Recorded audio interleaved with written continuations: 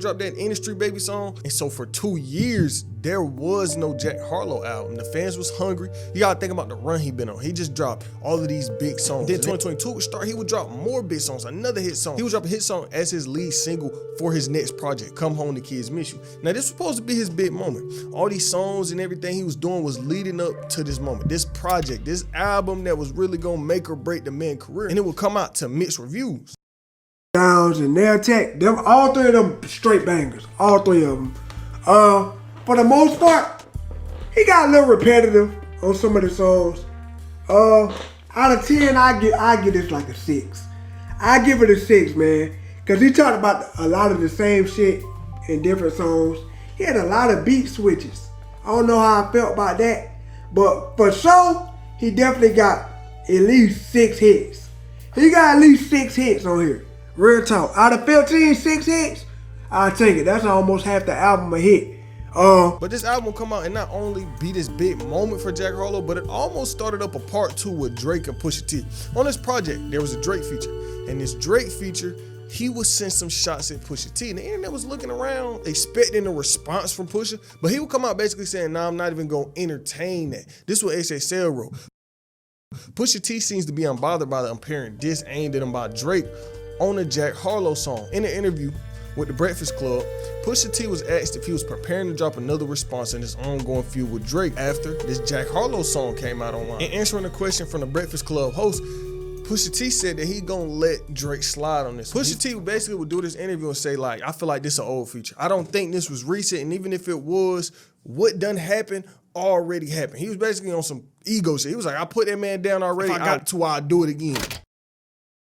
But the aftermath of this album, this big moment for Jack Harlow was there, because this was really the biggest moment of his career. And for the biggest moment of his career to be a disappointment to most people, that's not a good look, especially when you think about the state his career was in at the time. Then on top of everything else, this man Jack Harlow was just getting into it with random companies and random people. People was just targeting him. He got into it with Peter because they were saying that he was mistreating animals in the music video. You know, Jack took some criticism for that video with Drake where they're at Churchill Downs because, you know, racing is a bad place for horses, you know?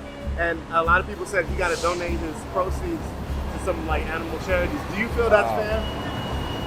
Well, I will say no horses were harmed in the making of the video, for sure. So, yeah, I think they might have to talk to the Kentucky Derby about that. Is that a reach? We were just on location. Yeah, no horses were harmed in the making of any Jack Harlow Generation Now production.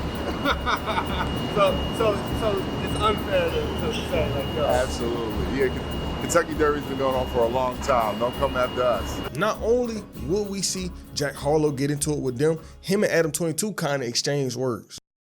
So Jack Harlow just put out a new track, and basically he's dissing podcasters. Says that podcasters shouldn't be giving rappers advice. What do you think about that? I mean, I don't know. Does Jack Harlow think that he needs more yes men? Does he need more people just sort of telling him that everything he does is dope? I think that the podcasters play an important role in the hip hop ecosystem, because without people like me or academics or Vlad or Joe Budden or whoever, then who's going to be out here letting people know what they think of their stuff? Like, I mean, the role of the critic is just as valid as the role of the creator. Okay. You know, for me, a lot of times when a new album comes out, I'm listening to that album, really just anticipating reading John Caramonica's review of it in the New York Times, or listening to, you know, Anthony Fantano talk about it on YouTube or something like that. So I don't know like how hyper specific Jack Harlow was being there, because, you know, I interviewed him before. I'm sure he understands that the role of podcasters is important, and had any like strong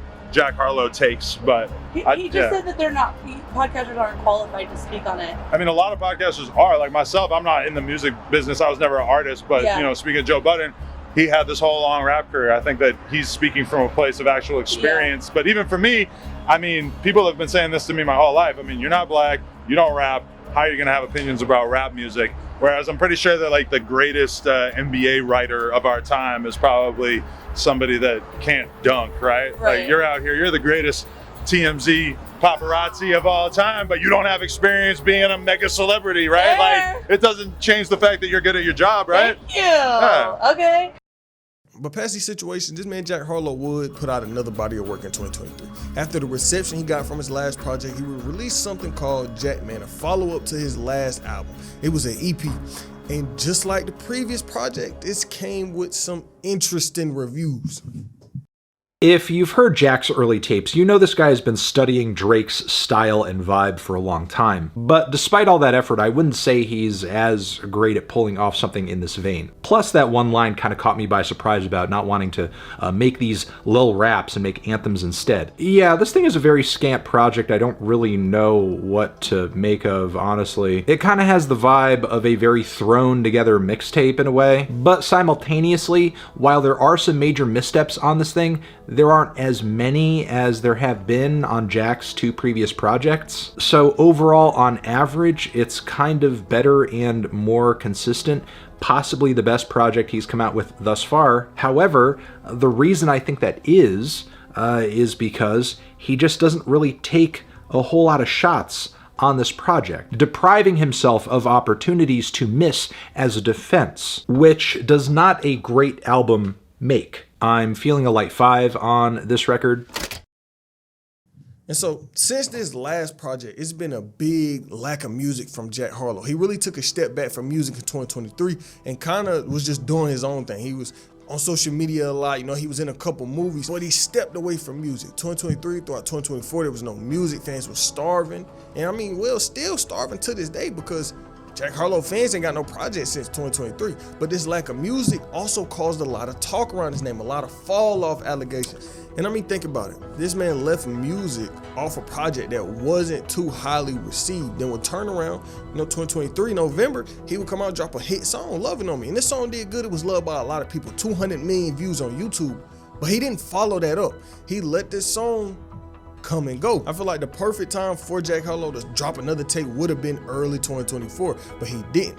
And he wouldn't really do features either. So think about it. He didn't follow up his last project. He didn't do no features. He wasn't really collabing anybody.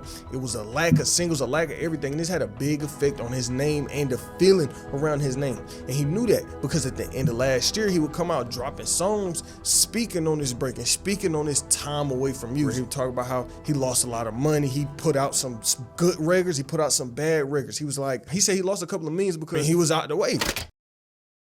Then 2025 will come around, and we 6 months in, we still ain't got a project from him, but we have gotten a single. Jack Harlow and Doja Cat will release a song together, and you would think these two would come out with a smash hit. It's Jack Harlow and Doja Cat, but this song they released came out a few months ago, and it came and went. I'm not saying it's ass, I'm not saying it flopped, but it came out and peaked at number 57, and then it dropped after that. It ain't really stick around. A lot of people not even talking about this song to this day, and it performed decent, but I don't think this was enough to really bring his career back. And I'm not saying Jack Harlow was terrible, but he's definitely lost a huge part of his audience, especially with how long he stepped away from the music and the position that his career was in. Jack Harlow wasn't really in a position to step away from music for a couple years. He one of them artists that should have kept feet in the streets.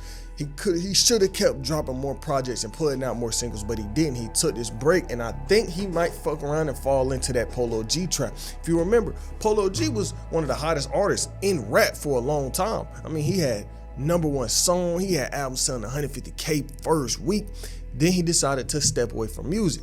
He would step away from music, and his whole career would just die. He went from selling 140K one project to his very next project selling 20K first week, all because he wanted to take this break. And he came off a hit song. He had so much good music at that time, and Jack Harlow might fall into that same trap. He was dropping this good music, but then he stopped feeding the fans and he took a break. I don't know, what are y'all thoughts on Jack Harlow? Do you think he still has a comeback on the table, or has his time came and went?